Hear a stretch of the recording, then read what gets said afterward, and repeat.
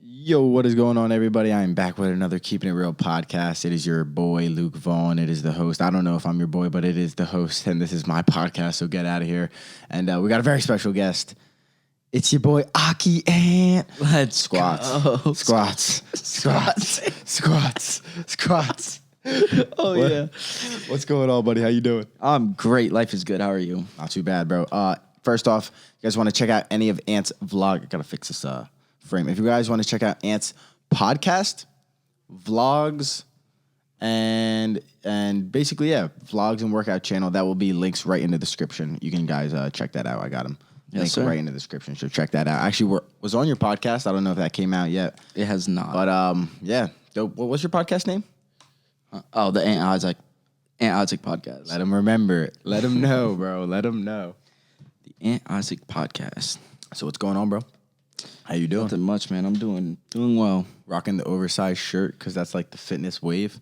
Yeah, it is. I'm rocking like the tight shirt because I'm like a little bit skinnier, but I'm still in shape and I gotta let people know. You know what I'm saying? Oh, yeah. Nah, Luke's in great shape. He's in better shape than me, honestly. Nah. Yeah. Maybe more mobile.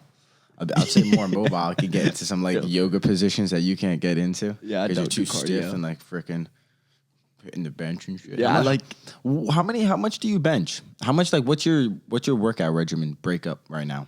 So right now, I have 6-day splits, and it is chest and tries, legs and biceps, and then back and shoulders, and then repeat.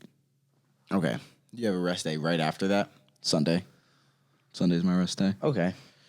So whatever you always track which day it is, and let's say It's been the same for like the past month and a half. okay. And are you doing a specific type of plan for the specific type of reason? Gaining muscle or trying to reach like a max or something like that? Yeah. I used to focus, like 2 months ago, I was focusing on like bulking up and just getting big. And now I'm kind of just focusing on getting more shredded. And then certain areas I want to get bigger. Like I want to get a bigger back, but like my chest is good, my legs are pretty good. So I'm kind of just toning those areas more. What would you have to do to get a bigger back? More like compound movements? I'd say compound movements are great. They do help you get bigger. But my biggest thing right now is I'm just trying to focus on a lot of volume in my workouts. So like I do at least 5 sets of everything, 10 to 15 reps. Oh, wow. Trying to get that summer body, huh? Yes. Are you trying to compete for anything? Not right now. No? Mm-mm. Dude, you gotta out there, bro. Yeah, I always thought about competing, but Sure, bro. There's some girls at your gym that compete. Just figure out yeah. what things going on. I don't know how to compete or anything. I have no idea. There's so many different types. You can compete in powerlifting. You can compete in bodybuilding. For me, I like the idea. I mean, competition is kind of like far-fetched for me, but like endurance races, like obstacle course races. Yeah. I'm more like doing it. The idea of like just a challenge and then making content out of it. Eventually, I'd like to probably do certain things that are like in your wheelhouse. Like maybe I think I could get to a point, honestly, if I get like a mountain, depending which mountain, I guess. If I'm doing the right training, like a half marathon or like a 10K, if it's like an off-road race, I feel like I could probably do pretty well. Like a local race, if I trained well for it. So something like that. Everybody's different. Everybody has their things. Okay. You think you'd do better with an off-road race? I almost would rather an off-road race. Like the road is just pounds your legs and your knees and your joints. That's true. And there's like kind of like the road race. It's almost harder for the road race because like you almost have to stay in like this like locked position. If you're like running at like a pretty high pace, you got to stay in like this kind of locked, like body locked position. So then your legs are just kind of moving and you're not trying to expend as much energy as you can. You're trying to keep it low calorie as much as possible. Like, I mean, at that point, you're really trying to do that. But, yeah, and the road will beat you up. And then the mountains and like trails, like I guess trail running, you're using different legs. Like you're going a little uphill, you're using different legs or different muscles. Or you're going downhill, you're using a little bit of different muscles and stuff like that. So low key, you honestly get a break than just pounding on the road. But yeah, I mean, the road, you'll go faster. The road, you'll probably have more competition, to be honest. Okay. That's true. That's the thing. I've literally never gone on a trail run before. That's why I'm asking, because I have no idea what it feels like. So funny. I've never gone on a trail. Yeah, I went for one. Went for one like a few days ago, maybe last week or something like that. First time, and not a while, but I've been on the treadmill so long because dude, the cold weather, bro. Yeah, running in the cold is terrible. I hate it, bro. I used to Cold do air in it the so lungs. much, man, bro. I hate it, bro. I hate the cold, man. I tried to convince myself this winter, like, oh man, I like snowboarding, bro. I'm gonna freaking be a freaking cold weather. I like that. Nope, it's just snowboarding's not so me, man. You know what? It's just not me, bro. I'll go on like vacation snowboarding, and the thing about Colorado, is one of the warmest places and sunniest places in America. Like Boulder, Colorado gets some of the most sun in America. So it has its cold and it's got its good snow. Like, dude, you weren't even there. When I was in Vermont, I met this kid, and he's in Colorado right now. Dude, powder, like inches and inches of powder. He's on the top of a mountain, and I'm just like, it didn't even really snow once here. Like, yeah, what the fudge, bro? So that's just like frustrating, but I'll get out there one day. I'm thinking next year. Of course you will. I'm thinking next year. I got to figure out what I'm going to do. But actually, guys, if you don't know, I drove across the country this summer, and Ant flew across the country like a wimp. But he was there. He was there in attendance. And what did you guys do in Vegas that one time? Oh my God. Was it fun? Was it fun? You guys had fun in Vegas? Yeah, it was fun. It was funny. We stayed, for some reason, we stayed at the Bellagio. Man, nice. Yeah, it was an experience staying there. For one night. Was it worth it? I guess the experience was worth it. Yeah, I guess. We kind of just so I wasn't 21 at the time. That's the thing, though, right? We weren't really 21. Oh, I was. You weren't. I wasn't. I was the only one that Me wasn't. and Joe had a few beers. So, we kind of just we went to the liquor store. We copped Mad Dog 2020 and we walked around and drank them. That's all you did? That's all you did? Literally.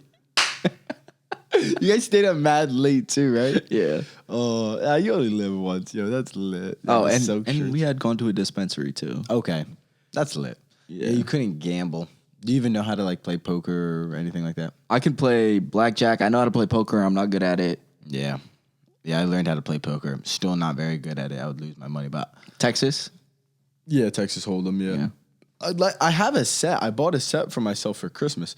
I want to get a squad of guys every once a month or something, play a game of $50 buy-in or $100 buy-in or something fun. But everybody's always so busy, or everybody's got an excuse for why they don't want to play or hang out.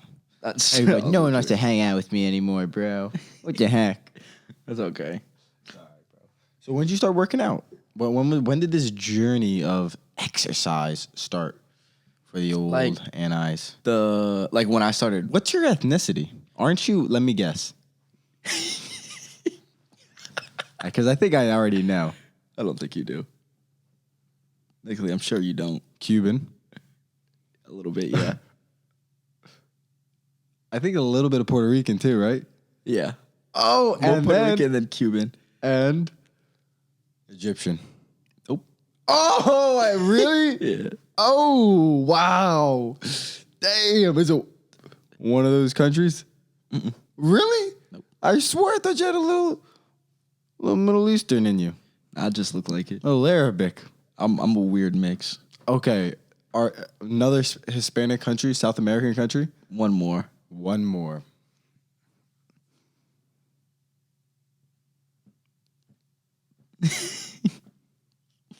Yeah, I don't know. Which one? El Salvadorian? Dominican. Oh, okay. Mm-hmm. Puerto Rican, Dominican, and Cuban. I'm Guyanese.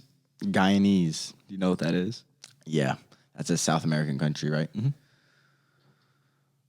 That's a small right one, though. Yeah, very small. It's right next to... Is that by Ecuador or no? Right near Trinidad. Mm-hmm. Okay. Trinidad's an island, though? Yeah. Caribbean island.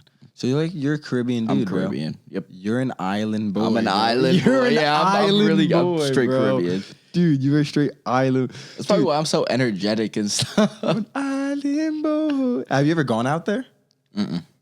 None of those countries? Or, I mean, Puerto Rico is not a country technically because we own that shit, you feel me? Yeah. Because America likes to just take people's Colonize, I'm sorry. I take that, do whatever they want. back, bro. I'm sorry. No, hey, man, I don't care. I grew up. No, I've been to Puerto Rico and I've been to DR. How was it? America's better. No, I'm just kidding. It was beautiful. It was beautiful. I liked, I don't know, Puerto Rico, I went to the jungle and, I went to like this rainforest jungle, and then it was like this really cool like resort where it was like on like the side of a cliff, and you could take this like almost like a gondola ski lift down to the water. It was actually really dope. I'm gonna sound like a rich white kid right now, but it's all good. And everyone goes on vacation, bro. Come on, man. It's okay. And it was really cool. You take like this gondola thing down to the Marina Bay thing. I think it was in Fajardo, Puerto Rico. Puerto Rico. And you took it down to the marina, and then you take a boat to a private island that the resort, I guess, owned. And you could just like, it was like a island where there's like a mini little mountain, and you could like, there's a full-on beach, obviously, like bar. And I was mad young. Not mad young, but like 14. Like I wasn't drinking or anything. I could have even been younger, like 13. Oh, okay. And yeah, we just like walk, like you could hike that. It was pretty cool. And then I went to DR somewhat recently, like 2-3 years ago, and just went to Punta Cana. Right before, everyone was like dying from like alcohol in DR. Yeah. Right before that, I was there. So before it got bad. Yeah. Dude, one lady, honestly, I think this is a true story. I don't want to put fake news out there. Could be fake news, though. My mom told me. Blame her. But a lady, an American lady, got beat up and raped by a worker at the resort I was staying at. Wow. Terrible, yeah, I know. But the iguanas are lit in Puerto Rico. That's the one thing. That's the one thing I remember is like, bro, they're big old iguanas. Yeah. Oh my God, yeah, iguanas are fire.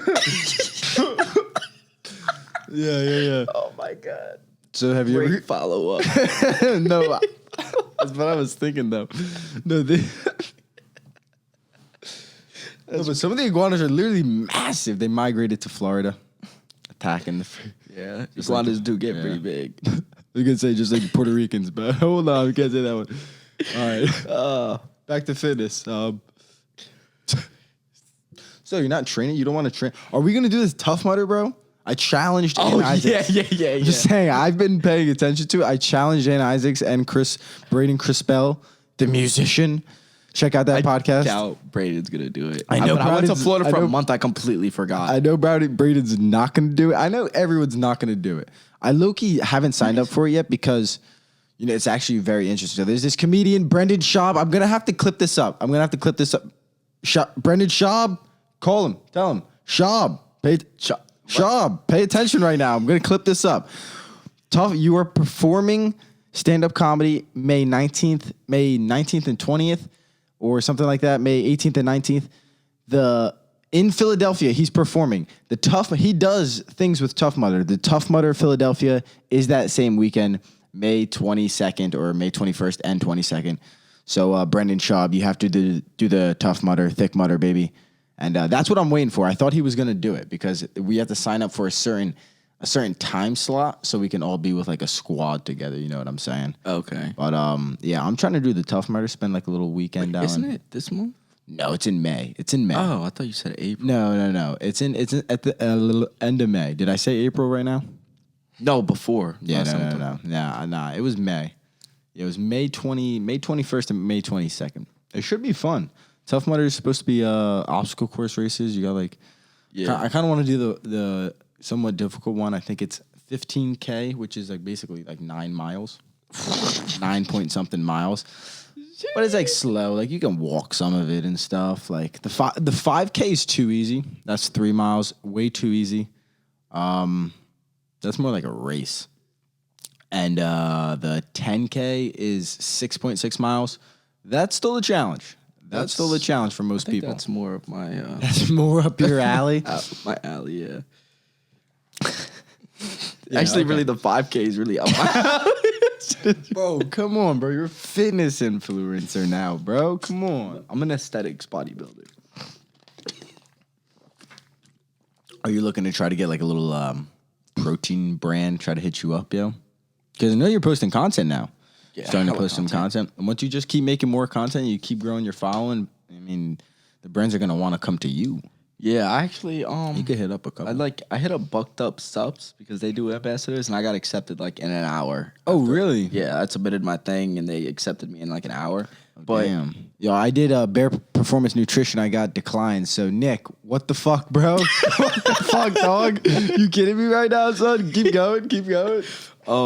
Right? So I was reading through their terms, and I realized that don't do that. This is absolutely shit, right? So it's a supplement company, and they offer no discounts on supplements for their ambassadors. I was about to say, that's why you got accepted so quickly, bro. I'm like, bro, this is the dumbest shit ever. And then it's only like not even all accessories. It's basically just like their clothes. Oh, yeah. And then if somebody makes a purchase, and if the order, like the 20% that you get off of that order, if the 20% doesn't come out to more than $25, they give you only get a credit.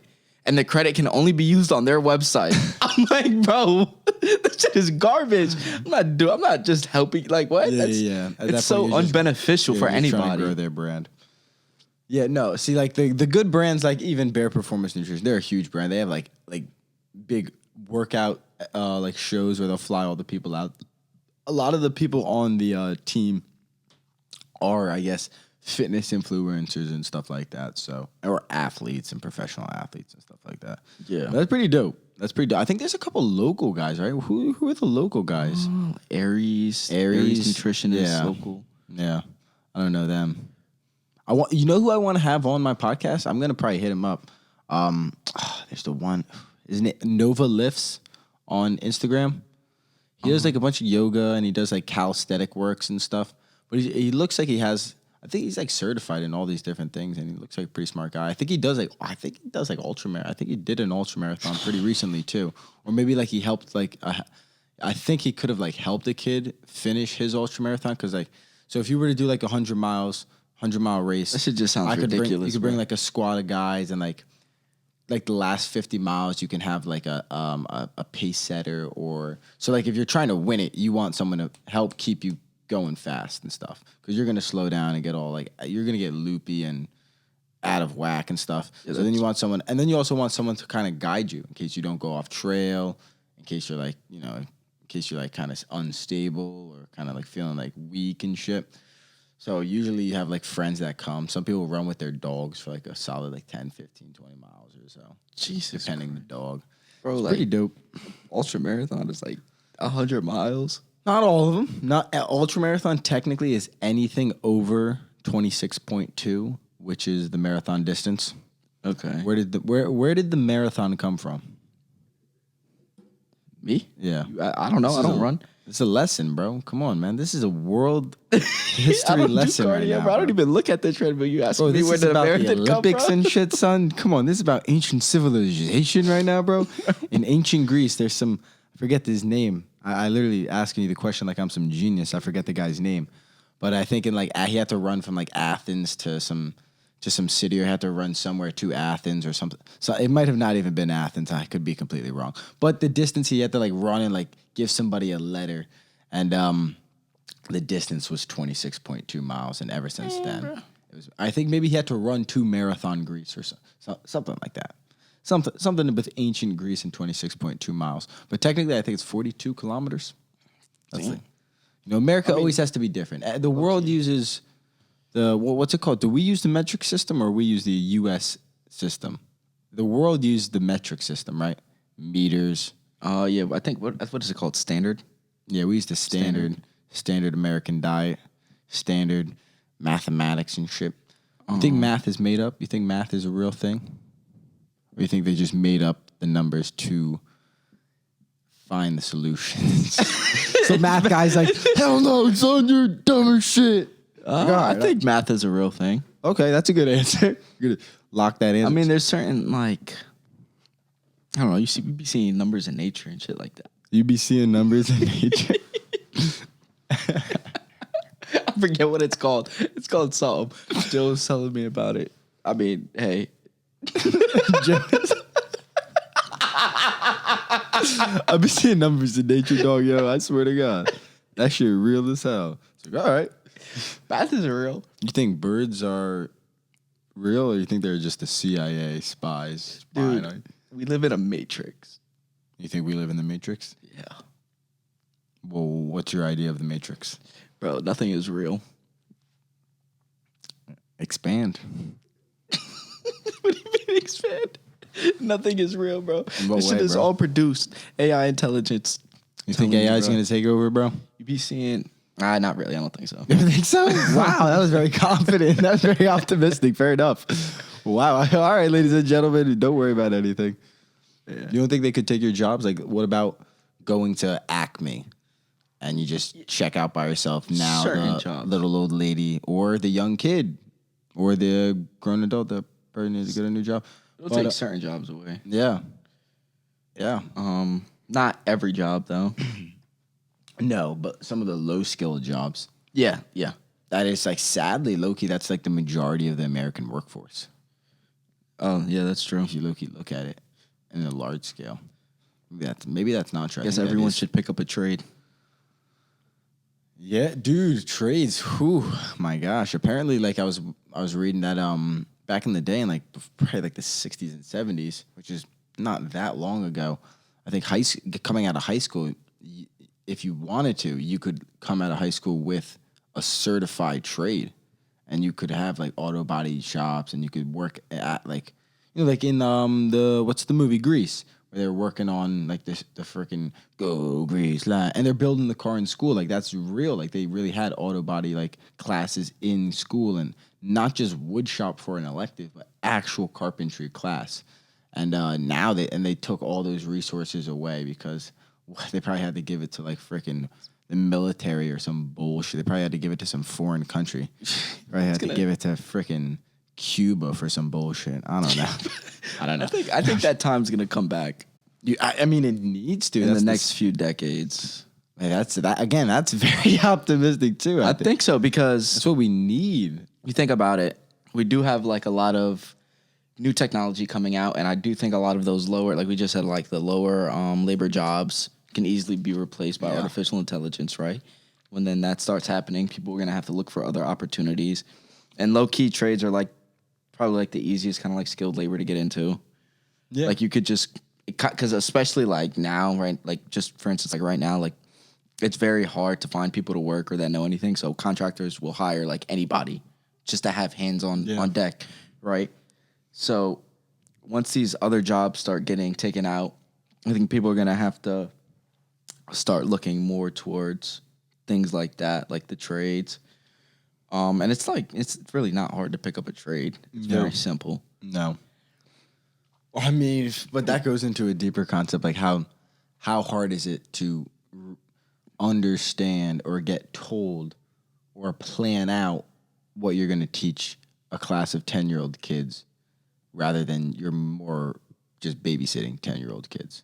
That's right. Like, how hard is it? Do you really need to spend 4 years to get a fucking education degree to go teach elementary school?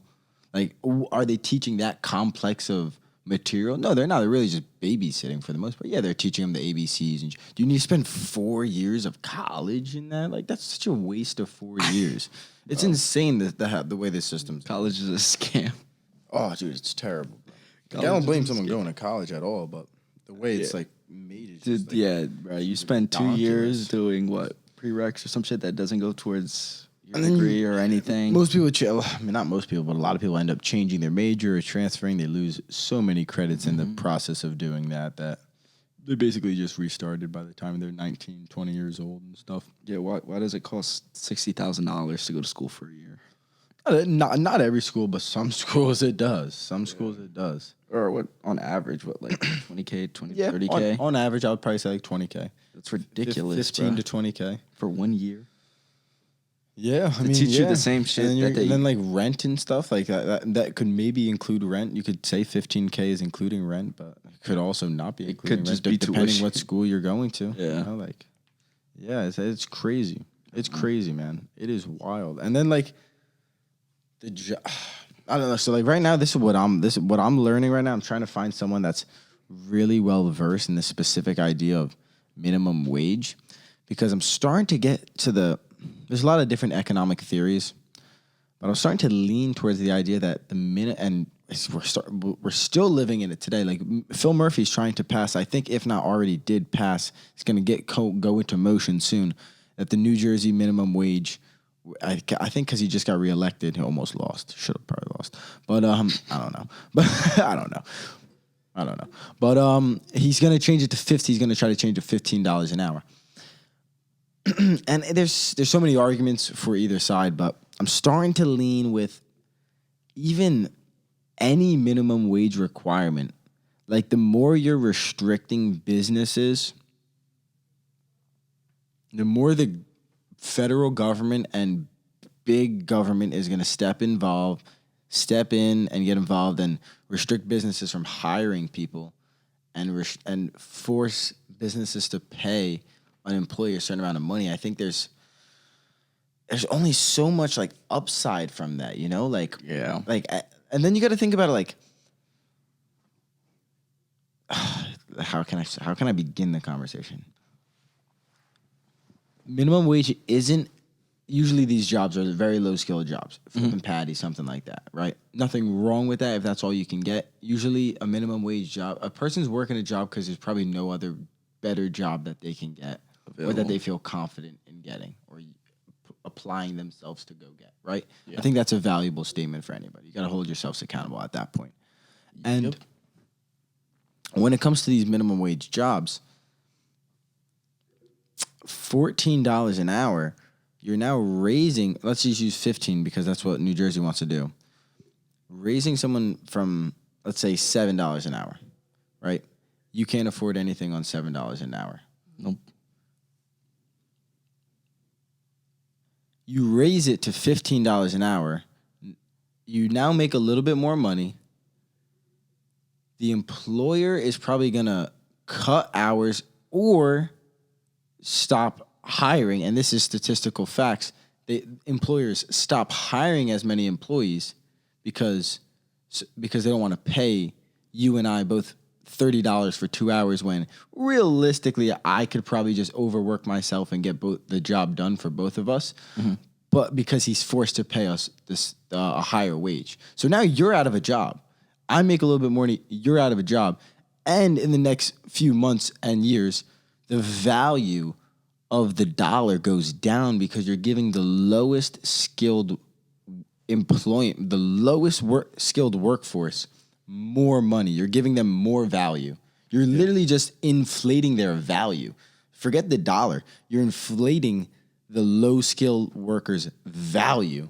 And then doing that in the long run, they're still low skilled, right? Yeah. Some of them might rise and gain more skills, but they might still be like, there's always going to be 20-year-olds, right? Yeah. You're 22 or going to be 22.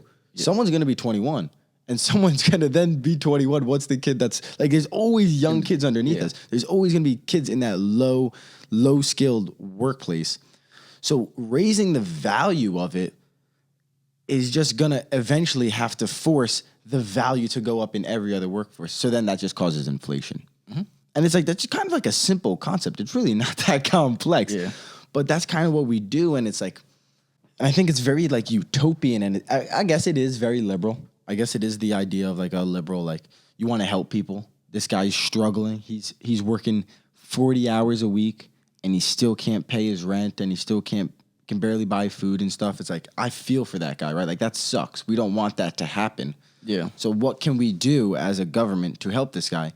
Let's force businesses to raise the value of his work. That's basically what you're doing. So now you're forcing business to pay more, and then they're going to have to abide by that, and then they're going to have to do things to abide by that, whether that's lay off workers or stop hiring as many employees. And then it also gets into the concept of like the child labor laws, right? It was all to protect child labor laws. We don't want young kids in sweatshops and workshops and all these different things. But like, how old were you when you were trying to make some money? I remember I was like 12, 13 years old where I first started like it's like, damn, I could use like I could sweep hair at a barbershop for $4 an hour. I would probably do that for a few days a week just to make a little bit of pocket change when I'm 12, 13. You know what I'm saying? And it's like, that's not really a valuable skill, but it's like they're like, now it's like I can talk to some people, I can meet some people, I can like show up on time, like small little basic skills that you actually do kind of gain, especially as a young man, as a young person growing up in life. You do learn that. And also the business, like they don't need to be paying someone to sweep fucking hair and put soda in the fridge $7.50 an hour. Like, it's not really worth that. It's only worth like $4 to $6, maybe $6 an hour, depending what you do. And it's like, that's okay. And then they can hire another guy to wash the windows. And now you have 2 kids working, and then they can gain more skills and then get a different job at a grocery store. And then there's the idea of climbing up the ladder. When you raise the minimum wage to a high level, now there's no ladder to climb. Like, who's making more money? Like, it's like, well, everyone knows, especially like let's say Acme. If you ever worked at a job like that, I don't know if you have, but like, someone's working harder than everybody else. Yeah, that guy deserves more money. You know what I'm saying? It's like, it's like no incentive. Yeah, if that guy is technically the manager, and let's say he does the number crunching. No one does the number crunching. For some reason, the boss trusts him crunching numbers. Why is he getting paid $750 and we're all getting paid $750? It's like, he's doing like an accountant type of job. Not everybody has the skills or the trustworthiness to do that. He should be getting paid $10 an hour. And if the boss has the leeway to be able to pay people less money, then he can give people more different money. Yeah. That's kind of what I lean towards. And I think it's the statement is the road to hell is paved with good intentions. And that's like a lot of like some of these like personally financial liberal ideas. Like I'm very liberal with, thinking drugs should be legal, but specifically right now I'm trying to find. So if you are an expert in economy, or what would the word be? Economics. Economics. Hop on the Keepin' It Real podcast. But that'd be interesting. Let me know. Yeah, I'm dying. Doesn't Ben was on here? Isn't Ben pretty knowledgeable? Yeah. But there's only so much you can know about economics unless you really love like that. Like, how much can That's true. There's a lot. Yeah, there's a lot in the minimum wage. Like, I want someone to come on and give me different facts. Like, someone that's really invested in the idea of minimum wage laws and stuff like that. So I DM like, oh man, dude, I'm DMing guys, emailing professors and stuff, just blowing people's DMs up, trying to get like people to come on whenever they're coming out to like New York, telling, I'll buy you a train ticket to New Jersey, take you out to dinner. That's my DM. That's my DM to comedians and like professors and stuff like that. Yeah, you're telling me about it. So, which is good. Yeah. So yeah, it's not too bad. We're working. We're cooking. What kind of content you trying to cook up, buddy? What are the people gonna be seeing from Man Isaacs? So right now I'm trying to focus for like YouTube content anyways. I'm trying to focus heavily on these workout vlogs. And I mean, I'm very new. I only have a few videos, but so I'm still figuring out how I want to structure certain videos, but heavily on the workout vlogs. Little lifestyle, or yeah. I want to start getting into like lifestyle vlogs too, health and fitness. Of course. Basically. Little food, some diets and stuff. Yeah. Even like the nightlife, going out a little bit. Yeah, day in the life, shit like stuff like that. I mean, you could vlog anything. Like just because you have one type of niche doesn't mean you can like. It's always good to throw in different types of videos. Yeah, that's always my struggle because I'm all over the place with everything. If you really know me, I'm just fucking balls deep in everything. Yeah, so that's like if you go to my YouTube, it's snowboarding, car camping, getting into an intellectual conversation about why Will Smith slapped freaking Chris Rock and shit. It's like I'm so all over the place, but it's like that's just who I am. So it's like at that point you just gotta accept and say, Looky V. Yo, it's what it is. Yes, sir. But dude, I'm about to cup some nice lenses. About to cup some nice camera lenses within the next possibly maybe this week, maybe next week. Gotta make sure Best Buy's got the right shit. Yeah. And I'm gonna cop some nice camera lenses and start upgrading, taking more photography. I'm definitely trying to get outdoors and catch some nature photography. I love the nature photography. Get some cool the travel photography is that's one thing that I noticed when I drove across the country. Is that was like the one thing. It's like I wish I had like a little like higher quality camera gear and stuff. So Yeah. I definitely feel that. Yeah, that's just what I'll do for the next time. So because I'm thinking I haven't dropped this too much, but I guess I'll just talk about it. I'm thinking about possibly like moving and like leaving New Jersey. And How soon? Very good question. I don't know. I don't know. I kind of want to get the fuck out of here, Bro, man. me too. I did not want to come back when I was in Florida. It's just like there's just not much to do here, man. There's not much life. I'm sure there's like a better energy and a better lifestyle in different areas. Maybe let's say like I don't even know, like Bergen County area, like specific cities in Bergen. Joey Diaz loves it up there. There's probably got to be a reason, but I don't know. Like, there's not much. Like Jersey City, like Hoboken. Like Hoboken looks beautiful, but it's nice, but like expensive. I ain't living out there. Like I don't know. New York, like, it's too populated for me. Yeah, man. way too. It's just too many people. Like I don't mind a city. I don't mind like population of people, but it's just, dude, like New Jersey, like North Jersey driving, bro. It's like. It's terrible. So many people, bro. It's just like, leave me alone. I hate you all. I feel that. Too. I hate driving in North Jersey terrible, or city areas, especially it's cold. Philly. It's just cold, bro. It's cold. It low-key rains kind of a lot. Like, yeah, it's like not cold, that much. So sick of it. But the cold, bro, it sucks, man. Like I just want to I want to walk around at nighttime and like not be freezing my balls off. Like I want to drink coffee outside and. Yeah. You know what I'm saying? Like, I don't know. Like, get out of here while you can, man. Yeah. So I'm thinking, my boy, I might call Thomas tonight, actually, after this. I haven't talked to him, but he works. Dude, Thomas, tell me this. Thomas works at Starbucks. He works 7 p.m. to 12. Who's buying coffee at 12? He's like, bro, it's pretty busy at like nighttime. Like, what kind of psychopaths are these people? Like, he works at midnight at a coffee shop. That's it. They're fasting. I'm like, what the fuck is going on, bro? But, yeah, so I might go out to Tennessee. Thomas got his own crib right outside of Cookeville, Tennessee. Yeah, Cookeville's in between Nashville on one side and Knoxville on the other. About an hour and a half from Nashville, 2 hours from Knoxville. He's technically an hour behind us. He's in Central Standard Time. Like, he's on that board like 20 minutes away. The border is kind of funny. Jeez. But how that works. It's all about like the farm time and like how like depending where you are and how the sun rises and stuff. Yeah. And like once you get to Colorado, it might be actually once you get to Colorado, you then become mountain time. So then from Colorado until Utah, you're in mountain time, and then in a specific spot, and like maybe Nevada, the whole Nevada is Pacific Coast time. So that's 3 hours. Mountain Time's 2 hours. Central Standard's 1 hour. And then we're on time. Okay. Because the stock exchange opens when we fucking open. Oh, yeah. The stock exchange. Let's go. That's funny. Oh. But if you think about it, they got to wake up for the stock, like certain like big corporations and businesses, like if they are out of state and stuff.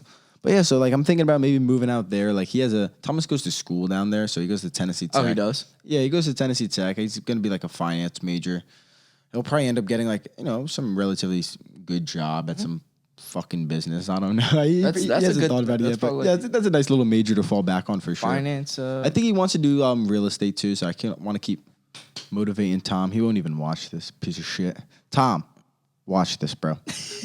Most people don't make it this far anyways. But if you look at the analytics, most people probably click off after like 5-10 minutes of the podcast.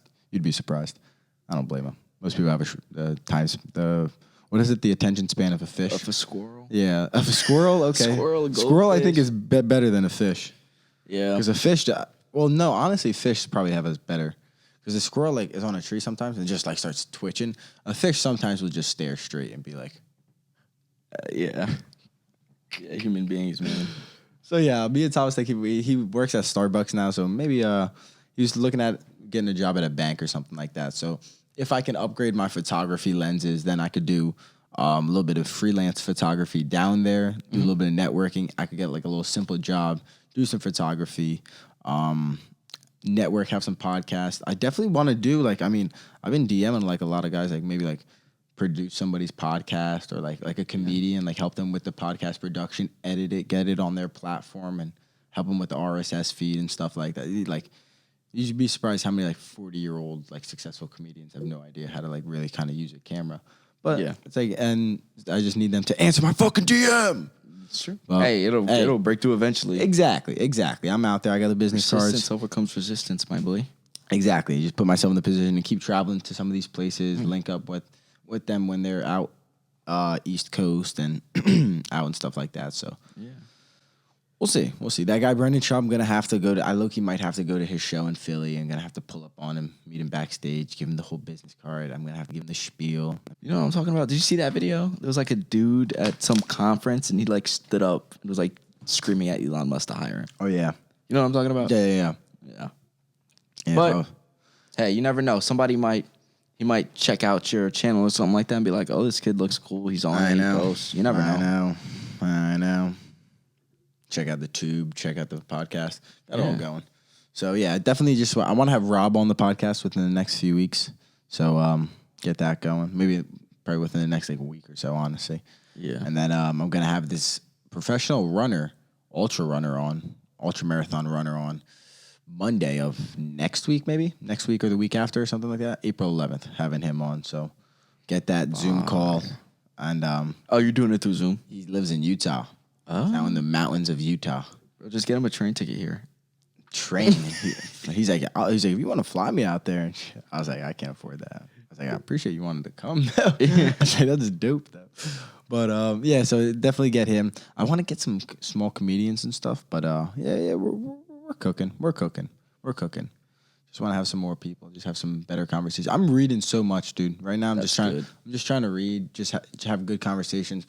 So when I do have I'm dying. I'd love to have Dr. Umar Johnson on. Do you know who Dr. Umar Johnson? I'd love to have him on, talk about Pan-Africanism, and I'd really have a great that's where I feel I'm not gonna lie, I'd shine because I'm not a fucking idiot and I don't want to be a know-it-all. So I just ask great questions and I'll just let someone like him would he can really take the show over and just talk and talk. Yeah. So you just ask him good questions and he's really thought-provoking and he's he makes really good points for certain ideas. I don't agree with everything he says, but fuck, he's entertaining as shit, man. He really is. Smart dude. Yeah, exactly. He's very intelligent and he's smart. And you know what? He's got an opinion. That's one thing you learn, especially, that's one thing I learned at least, having a podcast, especially one that's kind of, I don't want to say guest revolved, but does revolve around, helping me have a guest. And what are you doing? What am I doing? We can have a conversation and just goof on each other. You'd be surprised how many people don't have their own opinion about something. And it's it doesn't help. No one has, everyone's dry as shit. No one you don't think anything. It's what do you think? Well, I mean, this is what I saw on Twitter. It's what do you think? Tell me what you think. Have an opinion. Yeah. Say something crazy for God's sakes. Yeah. And it's the people that do say something crazy are the ones that people watch. You really think about it. Of course. So it's interesting. And then and then professors. I'd love I emailed this one professor, Professor Haywood from Mercer.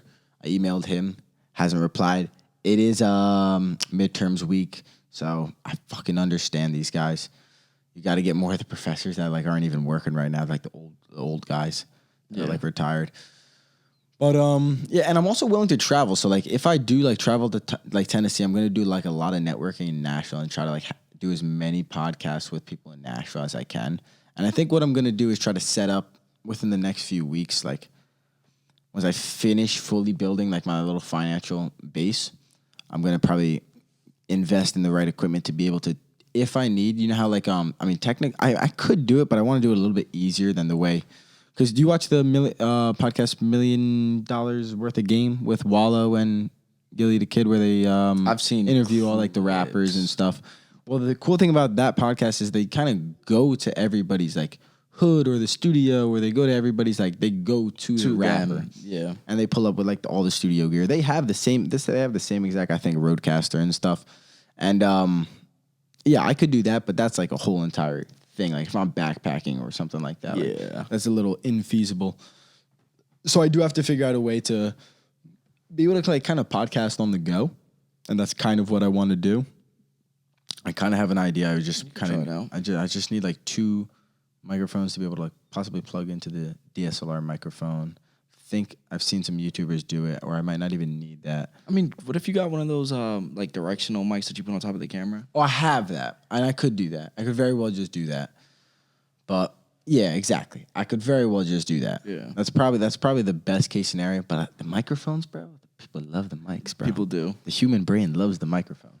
That's true. It's official. Yeah, it feels a little bit more official. I think the person would even make it feel like for them a little more official. Or I could just bring a microphone and like fake it, get it in a certain angle where it looks like it's plugged in, but it's actually like that fucking like. Yeah, what do you think about this thing? It's like, wow, this audio is great, man. It's like, yeah, it's like they both sound really crisp. Yeah. So yeah, exactly. That's what I'm thinking. That's what I'm doing. I don't know, but like I want to spend some time in Florida, bro. I want to go to Fort Lauderdale. I want to go to Tampa, Florida. How is Jacksonville? Trash. I heard Florida's got some spots that are not so nice though. Yeah, Jacksonville. Yeah. Jacksonville's not the nicest. There's spots outside of Orlando that are not that nice. Like Jacksonville. Tampa can be pretty fucking terrible as well in some spots. Yeah, it's like weird. Yeah. I mean, Jacksonville is the biggest city in continental USA, if you didn't know. Is that like biggest how? Size-wise? 44,000 people live there, something like that. What does continental USA mean? Like, I don't know. Like, continental USA, like all, I guess, mainland USA. You can look it up. What do you mean mainland though? Like not by a beach, not by a port? Because in Jacksonville, kind of by Jacksonville Beach. Yeah, it's like right on the water, but it's not like in New York where it has the New York Harbor. Is that what you mean? Honestly, I don't know what it means. So you threw out some stats that you don't even know. It's a stat though. It's a fact. Continental USA. Continental USA. I guess on the continent, man. I don't know. Yeah, but it makes no sense. So think about what you just. So that's more people. That's more people than New York and shit. I guess. You have more people than Miami. Hey, I don't know how many people live in New York. I don't know the exact. Maybe you don't think it's true? Jacksonville doesn't have more people than New York City. No. Yes, it does. Then LA County. How about LA City? LA. It has the most people. Jacksonville. I don't believe that. Let's look it up. Jacksonville has the most population for. All right. Hold on. For the whole entire hold on. What's the question though? What is the wait? Biggest city? No, biggest. Hold on. We're population wise. Are we going square miles? It could be square miles. I'll believe that. Population though? Let's see. I don't know continent population. See, it's square miles, you goofball. This has nothing to do with fucking people, yo. That's what I was saying. All right, Jacksonville is the largest city by area in the continental United States with over 840 square miles. That's a fucking lot. That is a lot. Let's go. That is a lot. Does it say what continental US means? I know. Continental United States. No, it doesn't exactly reference what Oklahoma City is 600 square miles. It must be because I've been in Oklahoma City. It's not 600 square miles big. I could be wrong right now saying that, but I don't think it was. Oklahoma City must somehow be like its own fucking county, and the county must be big as hell. It must be how it's broken up. But that's huge. 800 miles. Yeah, I was going to say, you don't have anywhere near. I was like, Miami probably has more people than Jacksonville. Jacksonville is shit. Yeah, Jacksonville, I think is. It's honestly, it's so, like, I've literally never been to a city like that. Like, it'll be slums, right? Literally, like, one block, like, one street. Then, like, 5 street downs could be, like, a rich neighborhood. Nice houses. And then the next neighborhood over is, like, slums again. Yeah, it's like so random. Yeah, that's how a lot of people say Florida is. It's very interesting. Weird, bro. There's a lot of homeless people in Jacksonville. Mm-hmm. Wow, dude. So there's a guy just on Rogan today, and he's I don't know how much you can be an expert, but he's an expert in the Los Angeles homeless problem. the homeless epidemic in LA and specifically California. And he was saying that there's about a little over, probably, if not close to or over 200,000 homeless people in California. Jesus. Yeah, 60,000 people in LA County, 40,000 specifically in the city of LA. Probably have, it says 7, but he's probably close. I think it was 7 to 8, but he says it's probably closer to 12,000 in San Francisco homeless. Jesus. And then this was the great idea. Well, he had a very liberal argument at the end, but he had me in the first half. So in the beginning, he was saying that because you know how like the narrative is, like the very liberal narrative is, oh, like homeless people, like, you know, they're just really like down on their luck, and they're like they lost their job, and they're trying to just get back on their feet and shit. And like even this guy who's an expert in homeless people, trying to help them, trying to use our tax money to go help them, which is where I kind of disagreed with. It's like, dude, like how much tax money can we get? LA already gets like 55. They just got a $300 million like grant, I think, this year, to specifically for the homeless people. They're not doing anything about it. So, but the narrative is, oh, like they're just down on their luck, and they're like, you know, they're not all bad people. They're not all dangerous. They're not all crazy. They're not all drug addicts and stuff. They're just like, some of them lost their jobs or lost their families and stuff, and or disabled. Yeah. And but the guy was basically saying, like, for the most part, a lot of these people they're completely addicted to drugs. They've gotten kicked out of their house for stealing from their family members, from their loved ones, from their friends. They were surf couching from house to house to house until they finally got kicked out of the house and had no home to stay in. And they were probably stealing from those friends as well. And then now they're on the street, and they probably do have like a mental problem and a mental issue. They're hearing voices and stuff. So it's like, I was like, thank you. Finally, someone fucking says it.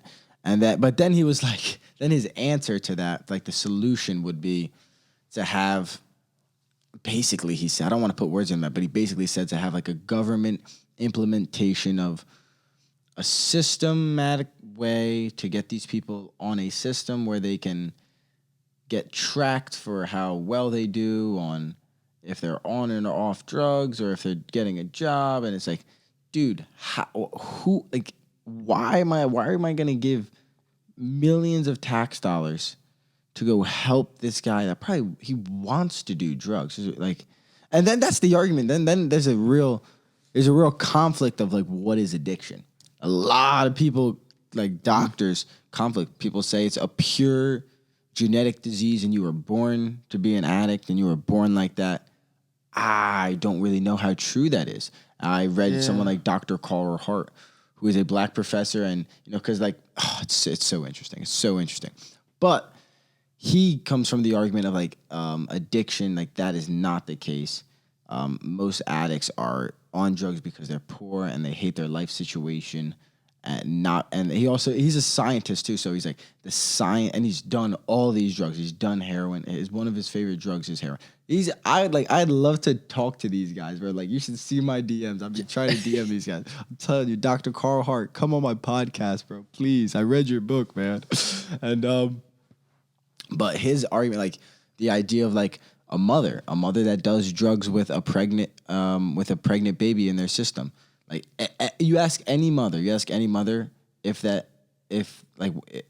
does that do to a baby? It's like, oh, it could turn your baby to a crack baby. Like there's like people are like, oh, like they were born a crack baby. Like there's a lot of like he claims like the science to that is such bullshit. There's no real scientific evidence that a pregnant mother that does drugs turns her baby into a genetic crack like dependent baby, and like that's not really true. And and then you have someone like then listen to this, because they both stand from the argument, specifically Carl Hart and Umar Johnson, agree with the idea that the crack bills or the crack laws, which were written by Joe Biden, who got a huge liberal vote, which is crazy, but the crack laws were written specifically to incarcerate the black male, which I agree with 100%. I really do. And it's only like scientifically it's only like one molecule different than cocaine, and cocaine is the more affluent used drugs from, white people and people with money that can afford lawyers and this, that, and the third, but specifically, ideally, white people. And crack was used in low-income communities and black people. Mm-hmm. And you arrested these people, and they literally, in the 70s, they changed the law. The argument is they put fucking crack and coke in the communities. They put in the cracks to create addicts, to then create like a business for these people because they were moving the manufacturers and industries out, which is all fucking true.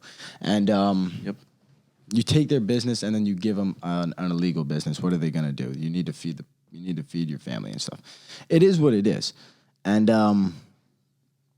so then you have people going to jail. Then you change the laws for the crack 10 times stronger. Crack laws are 10 times stricter than cocaine powder laws.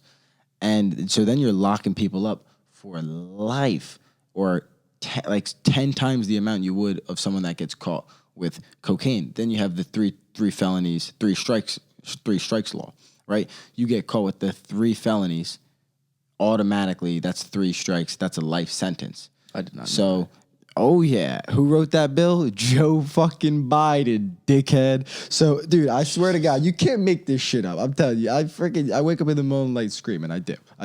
No, I'm just kidding. But the 3 strikes law is really important because 3 felonies. So then what is a felony? So then at some point, marijuana is a felony. So then you get caught selling or smoking marijuana, you're a felon. You get caught 3 times, you're in life sentence for marijuana. For the most part, now, I don't know how many people are in life sentence for purely marijuana. I think a little bit of that is, I don't want to say how much media propaganda that is, but I don't know how many people are actually in life for just marijuana, rather than selling pounds of marijuana, which is like an industry. I don't know.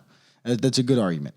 But there are still people in jail for marijuana, and it's really not, the drug's not killing anyone, right? Yeah. What's the problem? Yeah, so man. So then where are we going? What was Umar Johnson saying? Oh, dude, I'm telling you, I'm dying to talk. I'm reading so many books about this specific topic right now. And I'm reading this one book by Thomas Sowell, or Sowell, however you want to pronounce it, Discrimination and Disparities. And he's a little bit more conservative. He's a black professor as well. He's a little bit more conservative that not like Umar Johnson says everything is due to racism. I don't really agree to that. I don't know how much he really believes that. I think Umar does believe it. But someone like Thomas Sowell would say, like, that's not true. Not everything is based on racism. The discrimination part is inherent, and it's not always based on racism, but it's still discrimination, but it's not always race-based. So I think that's maybe more true than not. This is where I was going. So Umar Johnson and Dr. Carl Hart will have the argument of you stricken the laws, you put the crack in the communities, arguably, but you definitely stricken the laws to specifically crack and not cocaine. You stricken the laws for crack, and then you get the black male off out of the family, off the streets, and into jail.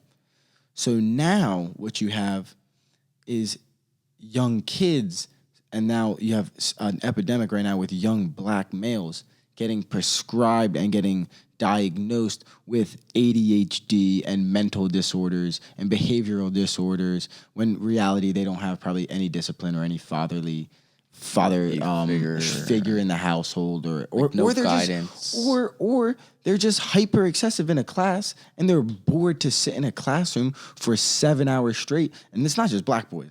White guys are young white kids, young Spanish kids, every kid, girls and boys. They're putting these young kids on, ADHD medication. I think about how many kids you know, and how many. This is a really awesome fact that how many people now basically talk about mental health issues as if they're a fucking psychologist. Everywhere. Now you probably go to middle school, you got young girls talking about, I'm depressed and anxious. And they don't even know what that means. They genuinely don't know what it means. I'm not trying to take that away from anybody. From people that actually have problems. People have problems, and people have more problems than others, but it's like we've been so I don't want to use the word brainwashed, but in a way we've been so indoctrinated and brainwashed to accept these and I think a lot of them are labels. Like once you get told you're clinically depressed, you're clinically anxious or something like that, like you have a clinical issue, you have something really wrong with you, you have bipolar, it's like you will live with that. You have an eating disorder, like, or you have addiction. You have addiction, you're born with it. Like you can't ever like get rid of it. It's like, what the fuck? Like that is so like it stays in your mind. Yeah. And then the mind is powerful. The mind's the most powerful. You start believing that. it. And then it becomes a truth, even if it wasn't never that serious. So now there's a new statistic by the CDC.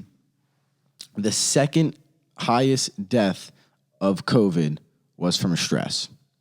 Was from people stressed and scared they were going to get COVID. I'm telling you, I knew it was from day one. I didn't want to sound like a conspiracy theorist when it was first popping off. And this is, you can talk to any scientist, anybody that studies medicine and how the body works. When you are in a high stress state,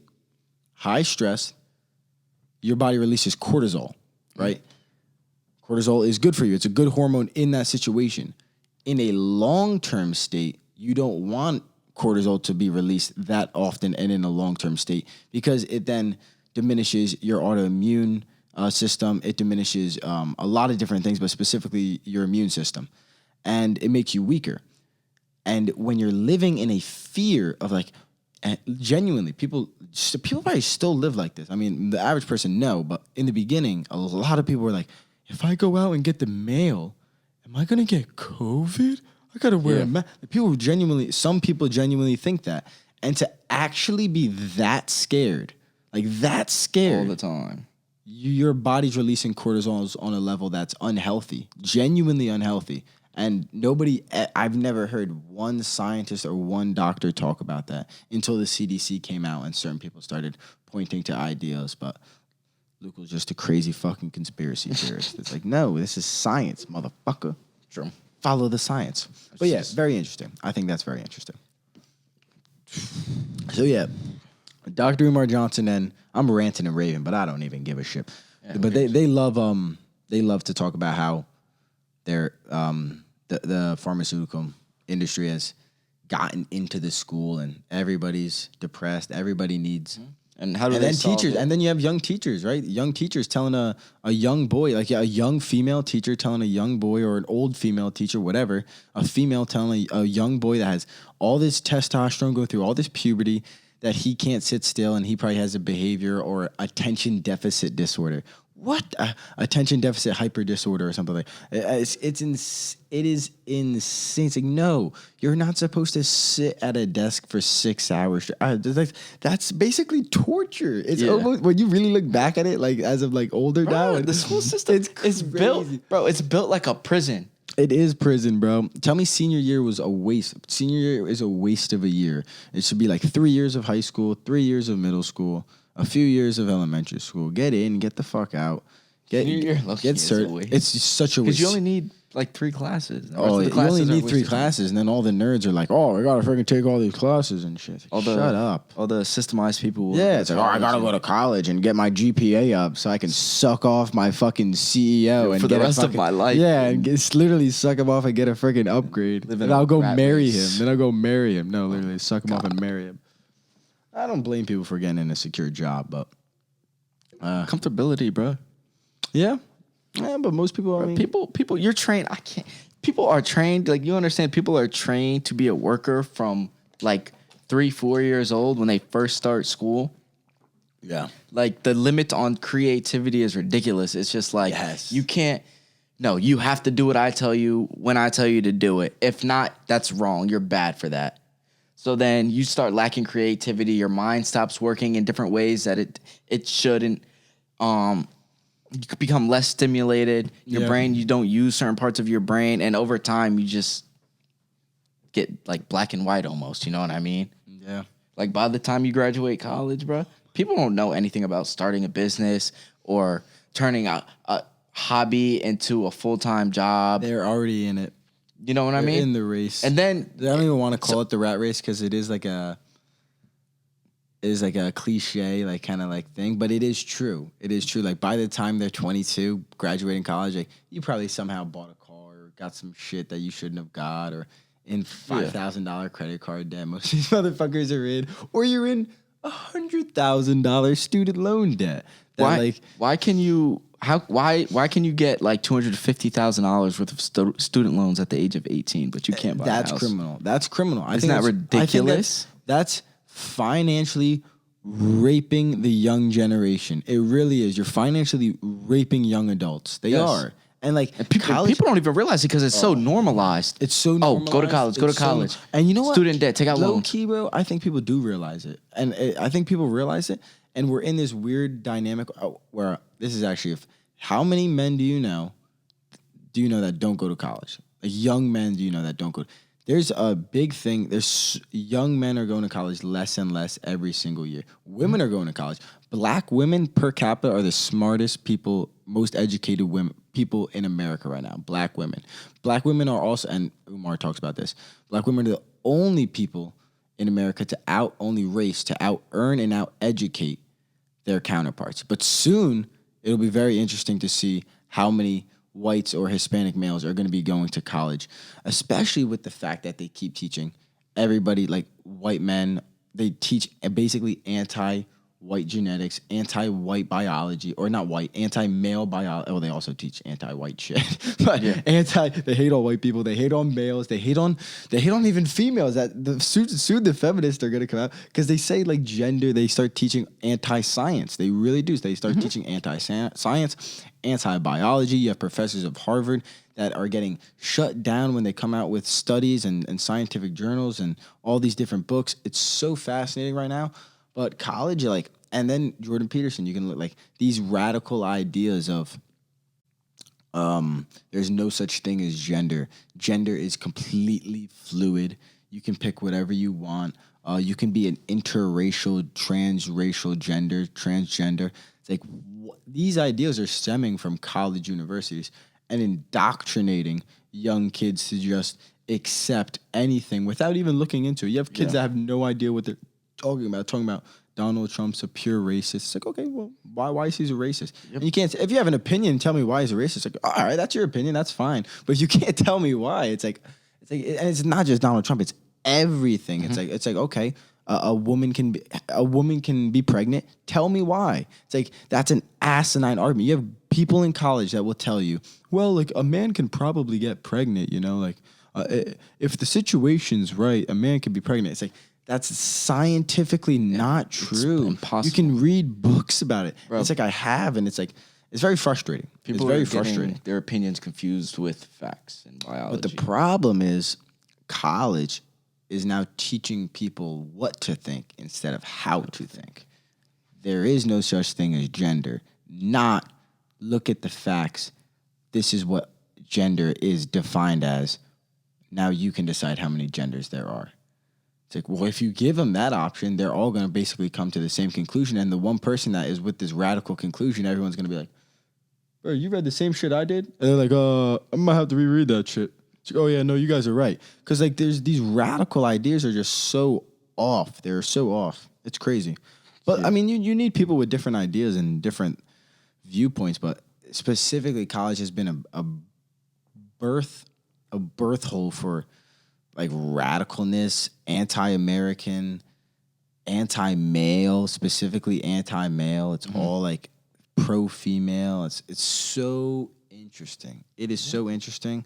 Like there's no such thing as gender, but when a transgender wants to transition and they start using the gender norms of the gender that they're trying to transition to, they get accepted and applauded. It's like, but if there's no such thing as gender and all these different things are social constructs, why are you applauding him for adopting a social construct when it's again, there's no such, the social constructs are all based by biology. And like once you learn about it, you can really like debate it and have like strong opinions about it. But if you don't know, that's when you're open. Hey, maybe there is 100 genders. I mean, and I don't fucking know. And if you don't know, you don't know. Don't really know. Most people don't care. I think most people don't care. Yeah. I think most people don't give a shit. The average person, the average girl that will yell at you on some climate, like fucking you don't care about the climate change, you fucking straws and shit. They wouldn't be able to like not a single fact. Not only do they not know it, they're not willing to listen. Like I know a girl, her friend is all climate change woke fuck, right? I told her all these different things. I gave her 2 podcasts. I listened to them. 2 podcasts, 2 different views. One that says climate change is an imminent danger, and one that says climate change is not the most imminent danger. Both fascinating as fuck. Bitch not gonna listen to either of them because she don't really care. Yeah. It's like at that point, just admit you don't care. Just admit you don't care. Yo, actually, fuck all this shit. Bro, what do you think about Will Smith slapping up Chris Rock? Bro, before I lose my mind about all this crazy stuff, what do you think about that, bro? Slap bull in the face. I don't know. That shit was just... You think it was real? Out of pocket. You think it was real or fake? On the pod right now. What do you think, Anais? I think it was fake. Do you think it was fake? Yeah. Why? Because Will Smith is one of the best actors of all time. Oh. Chris Rock is also an actor. So how would we ever know if it was real or fake? Never. The Grammys have been losing traction for the past 5 years. Yeah. Who the fuck watches the Grammys? Nobody. Nobody was watching it until he got smacked either. So, and now that's all you can say. That's all people are talking about. Oh, did you see what happened at the Grammys? What is that going to do for views? Oh, hey, bro, 48 laws of power. Everything for attention views. At all costs. Attention at all costs is true. Money talks, bullshit walks. Am I right or wrong? Oh, snap, bro. No, you might be right. What? And then the way, right? Listen to this. Tell me. Will Smith just walks up casually. Mind you, man's on camera is laughing at the joke. Yeah. Right? Gets up, walks up, smacks him, right? Smacks him, and immediately turns around. Like you didn't just smack somebody across the face. Like he might not just beat the shit out of you. Okay. Right?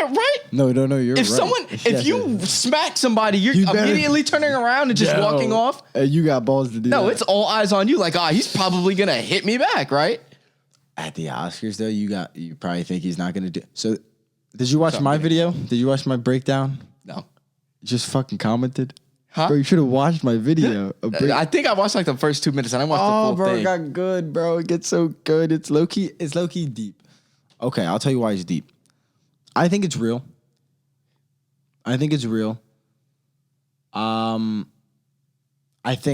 you have every fucking right to believe it's fake, and I wanted to believe it was fake. I did everything I could to think it was fake. I think it was probably real. Every once in a while, there are crazy things that happen in life, and shit just happens, right? And Rogan had a great idea of what happened. He basically said that, and he kind of knows these, Hollywood people. There comes a point where it's someone like Will Smith is so famous, so out of touch with reality. He went up there to slap him because, number one, he knew Chris Rock wasn't going to do anything. He's a smaller man. He's old. Chris Rock literally had, surgery or a broken arm, and he just took a sling off just to do the jokes and shit. His arm's kind of fucked up recovering. So he's not fighting back either way. And he's much smaller. He's 50-something-year-old man. Oh, yeah. Did you say, if it was and a comedian, The Rock? Oh, you ain't go up there and do the same thing. You're not doing that shit to The Rock. You're not doing that to Joe Rogan. You're not doing that to Jason Momoa. Even Kevin Hart's a little bit more street probably than freaking what's-his-face. I don't know if he's doing that to Kevin Hart because Kevin Hart at least talk some shit back. I don't know. But Kevin Hart's strong too, man. Yeah, exactly. He's in shape. He works out. Yeah, I know. Kevin Hart throw some jabs and shit. I don't know. But he targeted, I think, a specific person that wasn't going to do anything. And it was a moment of complete, in actor mode. In mode of, I'm a super... it was really interesting the way Rogan broke it down because I didn't really think about it like this. He was possibly in a mode of just pure, I'm Batman. I'm Will Smith, man. I'm fucking Men in Black. I'm going to go up here and slap the shit out of this motherfucker. And you know what? Nothing's going to happen to me. I'm going to sit back down. I'm going to win my fucking award. And I'm going to fucking drive home tonight. And no one's going to say nothing. And you know what? That's true. Exactly what he did. That's exactly what happened. And that's the problem with these celebrities in Hollywood. You got a standing fucking ovation, bro. Like a king smacked the jester and sat back down on his throne. Literally sitting in the front fucking, him and his wife sitting in the front thing. So this is what I think. I'm gonna have to grill this motherfucker right now. Son. So this is what I said in my video. Will Smith is completely insecure as a man in who he is and in his role in his relationship, in his marriage with his wife. He is the beta in the relationship. His wife is the alpha. And she's been embarrassing and tarnishing Will's name in my opinion, to take away and ruin the credibility and career that Will has because Will Smith is more successful than Jada Pinkett Smith. I think she's jealous that he has a more successful career than her and would go down in history as a superstar legend, and Jada Pinkett Smith is his wife.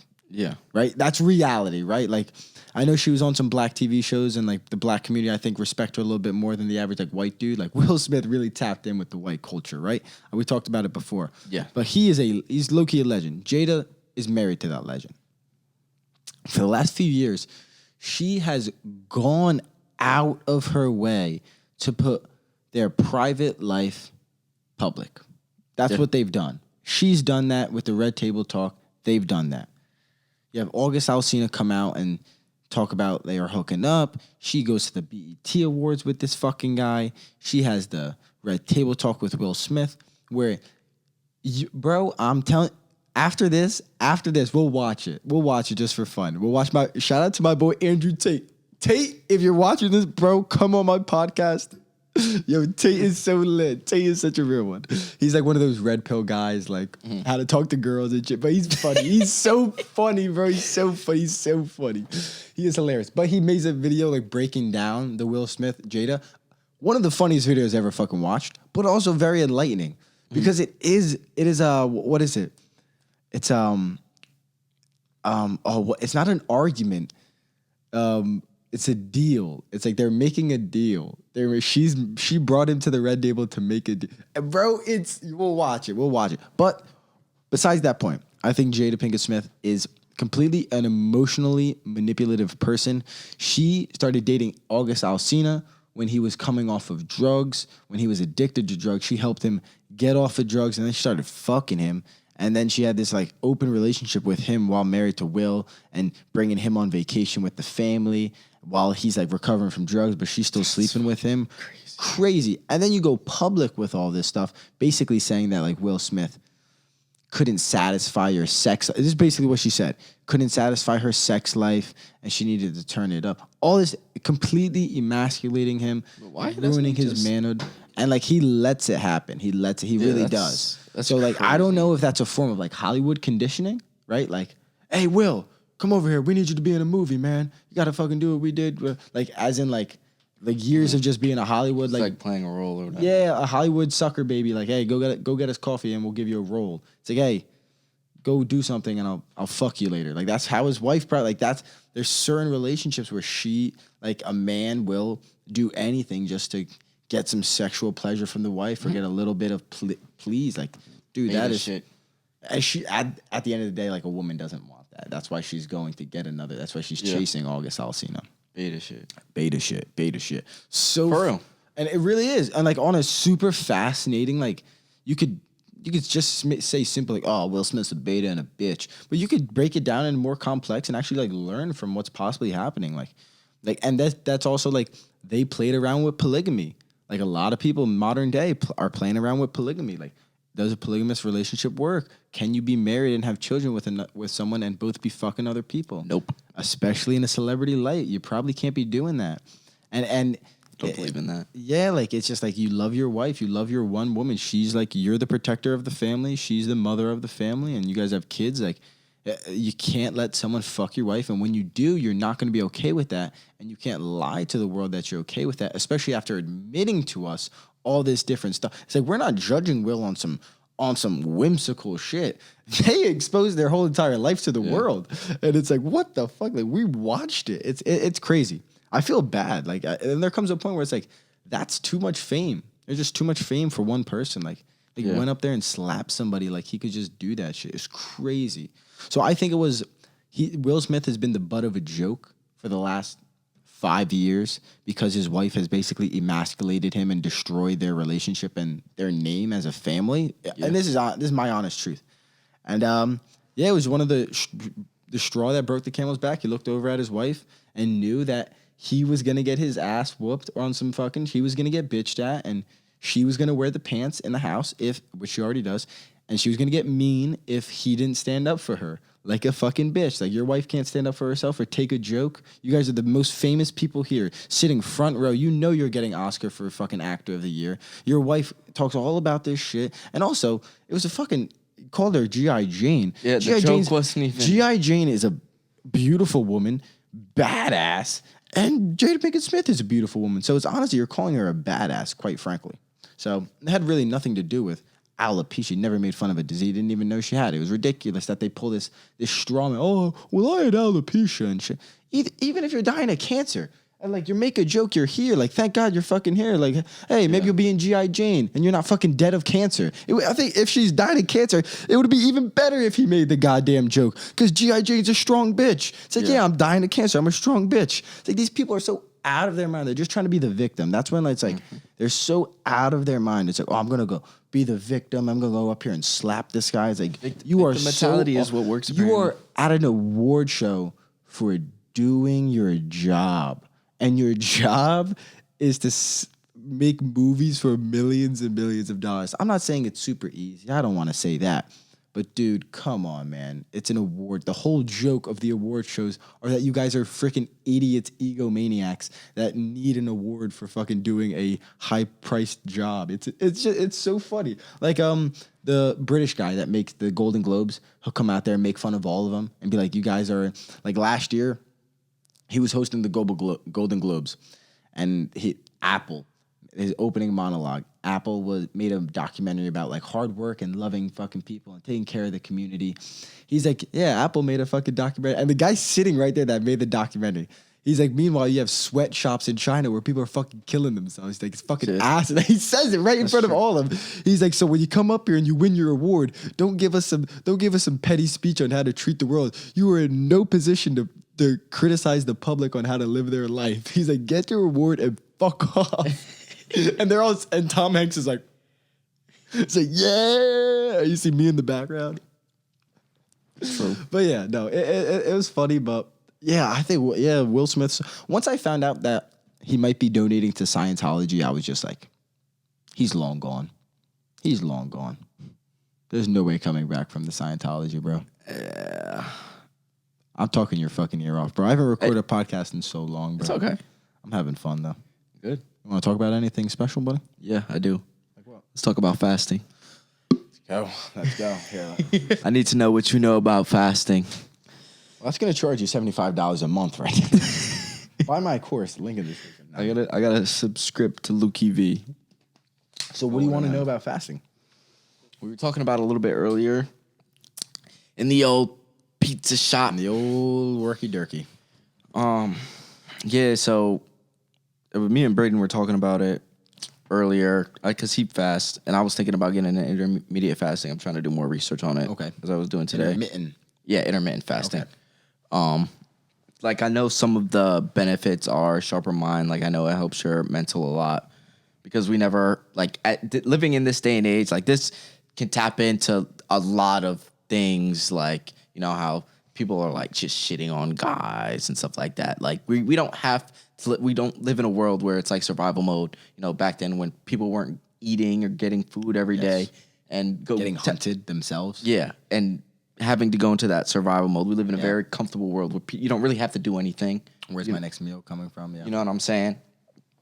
So I know that's why that fasting helps a lot with that, helping your mental clarity and focus because it makes your body kind of tap into that mental mode. Yes. When you're in that state of fast. Yes. Also, I've learned that fasting kills off cancer cells, bad cells in your body, because your cells are now looking for energy, and it kills off all that non-needed stuff.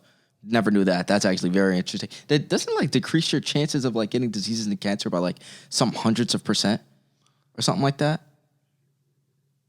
A lot of that is not sound science. Okay. A lot of that is animal-based science and rat-based science. Again, this is why I say a lot of the fasting is theorized. A lot of the fasting is theorized. Bro, almost everything is theory, though. Science is theory. Science is very theorized. People don't want to talk about it. It's very theorized, but we can get so that's a whole nother conversation. I need to talk to a scientist about that. I know. But fasting. So, number one, a lot of the studies are based off of rats. A lot of the ideas, especially about like the cellular, the killing of cancer cells, the eating of fat cells, a lot of that is rat-based studies. I don't know how many other animals. I know for sure rats. I also do, like I said before, nutrition-based studies, as well as ketosis and fasting. They are very, very, very difficult to go off of or take even anything from, because it's just such, how do I want to word it? It's such a lack of information and a lack of strict measures to try to gain that information. Like, who are the people eating? What are the people's past eating? Have they been eating shit? Because if they eat healthy food, you don't have to fast to lose weight. Like, there's so many variables, bro. Yeah. So it's like you're probably not taking a group of me and you that low key for the last few years have been focused on eating healthy and can kind of understand what's a carbohydrate, what has high protein, what has this, and we've kind of fixed our diets. Maybe we're not full super healthy like some people, but for the most part, we're a lot healthier than the average American. Yeah. Like, and if you're taking the average American, you're not getting the study that me and you are looking for, because we're looking for something different. You take anybody that eats an average American diet or a high calorie, high fat, high processed, high sugar diet, and you tweak it a little bit, you're going to see some progress. Yeah. And so when they don't tweak it, the idea is like so from one of the studies specifically that I know, they didn't really tweak any nutrition, anything. They changed people's fasting periods or their eating windows for a certain amount of time, and they saw no significant changes.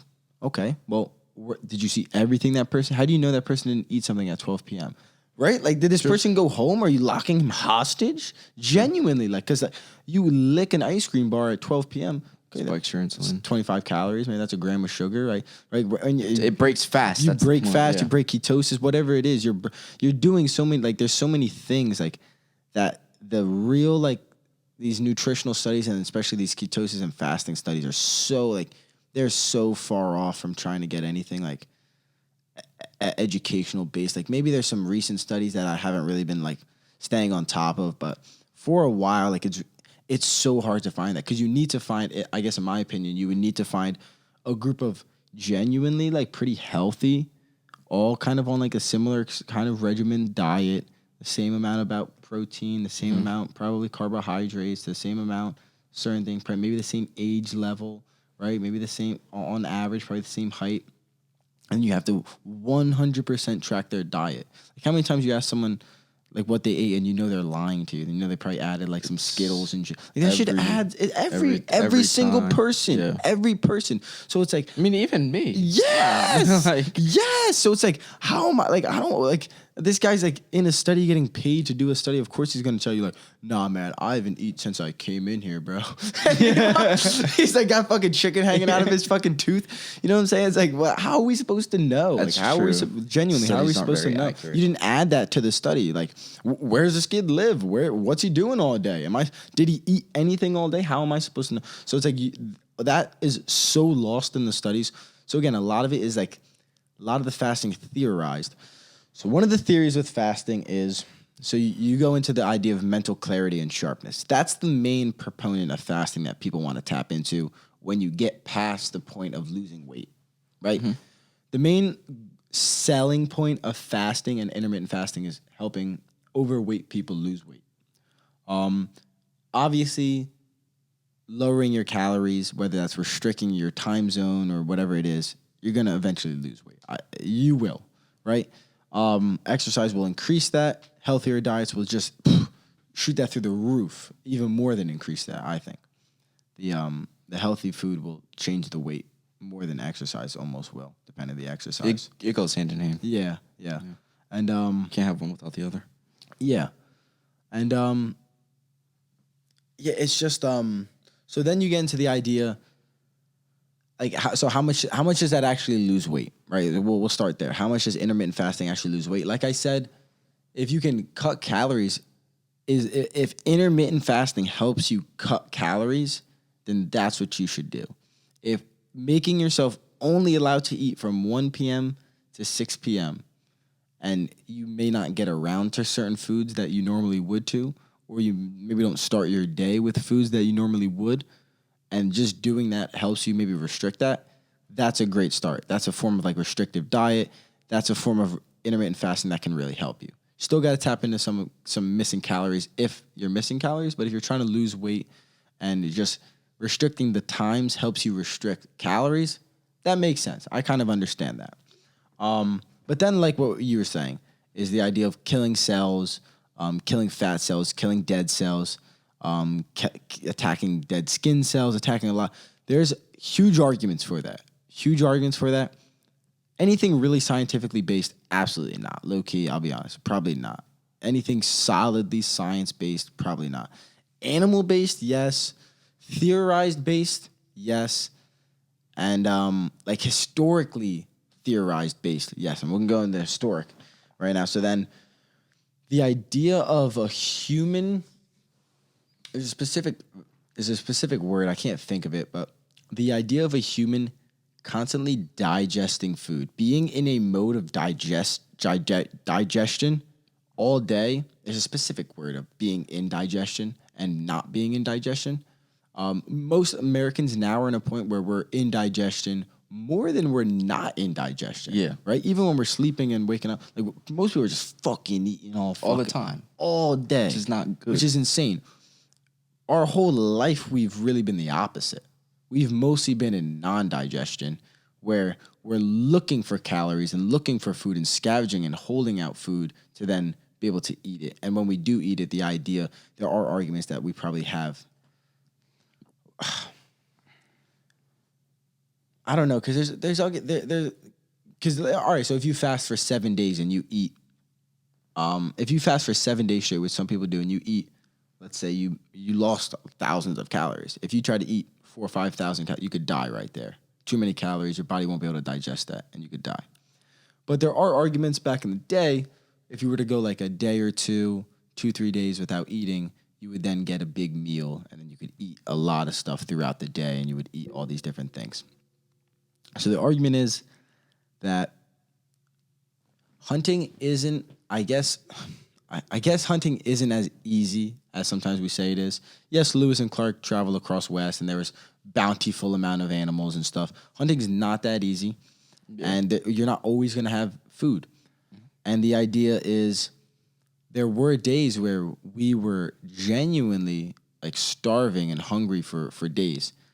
But that had to come to a point where that mode of hunger had to be beneficial, right? That's the only way we can get to where we are. If we were in hunger that much, being hungry had to be beneficial. This is where it gets super complex and super fascinating, right?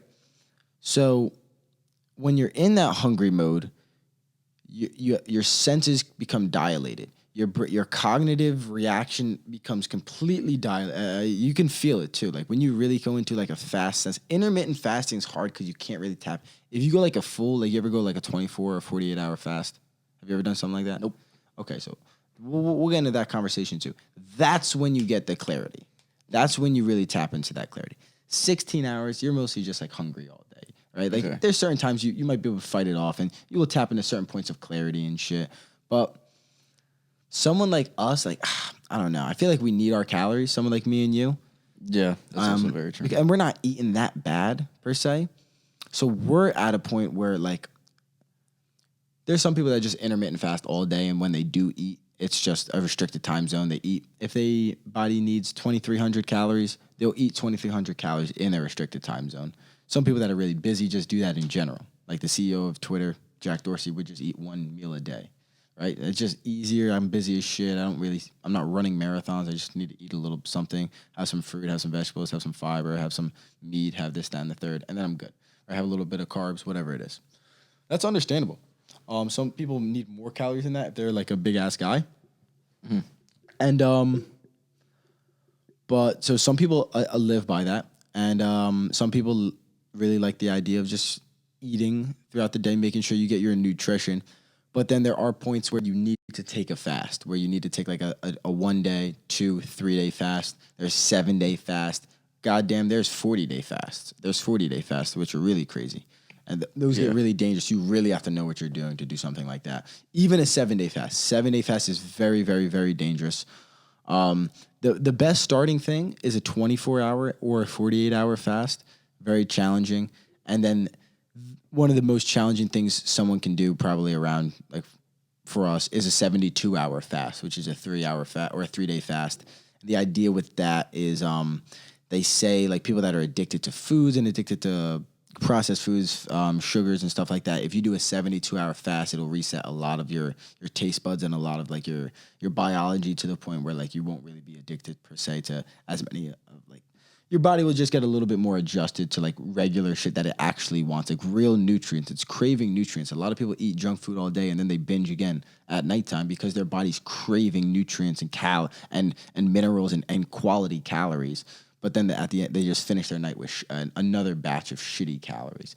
And they're just constantly going through this struggle of missing, vitamin B, B12, B6, D3, vitamin C, zinc, all these different fish oil. And it's just like they're constantly battling with malnourishment, basically. And that's so true. Yeah. And realize it. So and these people they're fat, but they're battling malnourishment. It's so crazy. It's so crazy to me. And the fasting. So my opinion about fasting is it's not the most science-based proof. I'm putting you to sleep over here. It's not the most science-based proof for humans. I wake up at 4 a.m. It's okay. I hear you. Sorry, go ahead. It's not the most science-based proved for humans.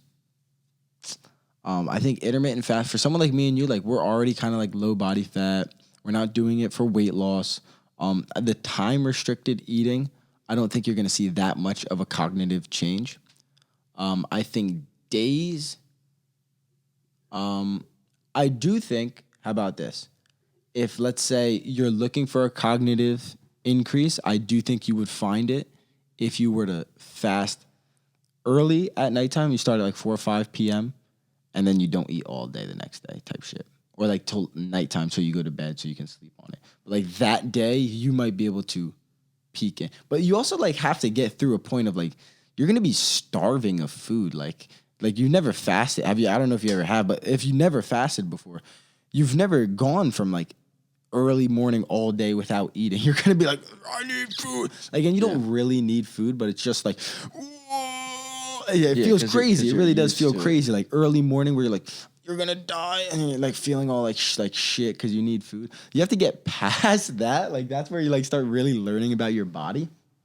And it's actually, that's really interesting. But once you get past that, like it's going to be a few like, attempts to try to get past that. Like you could drink coffee as like a suppressant. Whatchamacallit? What's that called? A food suppressant. You're not hungry anymore. You're not really that. It's an appetite suppressant. So something like black coffee has like 10 calories, if that. So you could take that. That really won't break your fast. Black coffee is one of the only things that won't break your fast. Won't break. Some people won't even have that though. They'll just go pure water, pure nothing else. The first day, like I said, you're probably not even going to have a cognitive benefit rather than you're going to be starving for food, especially if you think about it. But eventually, like if you do an aspect of like you almost get a solid like, let me try to think. But even that's really not that much it's not that much fasting. And then you this is where the pickle that I'm in is like, I have to almost calorically plan to fast. Because I am a skinny guy. Like I can't fast for I can't go 3 days without eating. That's what I'm saying. 3,000 like, I would have to do the same thing, or else I would be skinny as you'd be like a crackhead. Like I don't want to do that. So then you have to figure out a place of how to load your body up with nutrients and calories to the point where you're gonna lose a little bit of weight, and that's okay. So a lot of it's gonna be some not I wouldn't say water weight, but some of it's gonna be like bullshit weight, which is what you probably want to lose low key. Mm-hmm. But yeah, I'm a very skinny guy, so I recommend the longer fasts, like the day or two. I think those are the ones where you're actually gonna see a cognitive benefit. Like you're actually gonna feel something cognitively. Not really per se, like a 12-hour fast, like that's really nothing. You're just going 12 to 12. 16-hour, even that, not really much. You could do, if you plan the day out, like if you really jerk your day up, you could get like a 20-something hour fast. You could, if like you stop eating in the morning and then you don't eat again till, like, let's say you wake up tomorrow, you eat 9 a.m. until, you eat a lot until 11 p.m. or 11 a.m. Then you don't eat again until 11 the next day. That's like 36 hours. So you get a solid time of being in a fasted zone. So that would probably be maybe something that you're looking for. If you eat a lot in a morning space, that whole day you fast, you're not going to get too much. You're going to be maybe a little draggy that day. The next day is probably where you're going to really feel it. That's kind of what I've experienced, if I'm being honest with you. And that's kind of what you're looking for. You want to look in the longer fast. You might want to look up Dr. Peter Attia is a guy that I look up and that I follow. He hasn't talked too much about fasting recently, but he's pretty well versed on fasting. There's a couple other guys that I could probably figure out that are fasting heads. But yeah, it's a big trend. It is a pretty big trend, and it's leaning towards the science, and the community, I guess you could say, is leaning towards not really the intermittent fasting, but more the periodic fasting. So once every 6 months or once every 3 months, you do a 24-hour fast or you do a 48-hour fast. That's the idea. So then you cleanse your body, and that's why like a lot of like religions have fasting. And like Lent is like it has its own form of fast. Like now it's like become all Americanized and traditionalized and kind of like accepted and very simple. But they all have their own forms. Ramadan is a great form of fasting, and it's like it's about to start. Yeah, Ramadan. I don't really know the exact you can't eat during sunrise. Like that's a full form of fasting. Yeah. And you can only like drink water and stuff. That's literally fasting, and they know that like the fasting is good for you. The ancients knew this, so it is. That's an argument too. Like it is like an ancient history that has been passed down. So that has some merit to it as well. I think that's why a lot of people like the idea of fasting. But scientifically, and you said it best. Science is what you give it. There's only how much power you give it. But there's not that much merit in the science of human fasting. There's not that much evidence of really anything. But the studies aren't good. So, okay, yeah, I recommend it. I would try intermittent. Try a 16-hour. Have you ever tried? When do you eat normally? What's your eating window? I eat at 7 a.m. Basically every day. This is basically every day. Yeah, it kind of fell off when I went to Florida. I'm not gonna lie, but when I was like right before I left, it was very, very, very consistent. Well, work it'll probably catch back up, right? Yeah. Yeah. Okay. So 7 a.m. So I would eat 7 a.m. a good sized meal, probably like 1,100 calories. That's a lot. And that's then good. yeah, well, I was eating the bulk to gain. Yeah, I burn my base metabolic rate is like 1,600 calories or something like that. Yeah. Okay. And then I work out and work a heavy labor job. I burn like 3,500 calories a day. Yeah. So it was 7 a.m. I would eat like a 500-600 calorie snack at 11. I would eat my lunch, which was about 1,300 calories at 1. I'd eat again when I got home between 5 and 6. And then I would eat again around 8. And then do you snack after 8? Usually not, because I'm going to sleep. You're going to sleep. Okay. So you get a natural 12 hours. So that's why like people don't even really think about it. Most people almost get like a natural 8 to 10 hours of fasting. Yeah. So it's like how much real difference is 12 hours going to do? That's true. You know what I'm saying? Some people even sleep for 12, 14 fucking hours a day and they're still fat shits. So it's like how much fast. So it's like that's when you want to low-key push it a little more. So I would recommend I'll try an 18-hour fasting window. So what I would do is if you stop eating around 8 or 9 p.m., you go until, I gotta do the math. It's all fucked up because the hours start at 12. But I'm trying to think.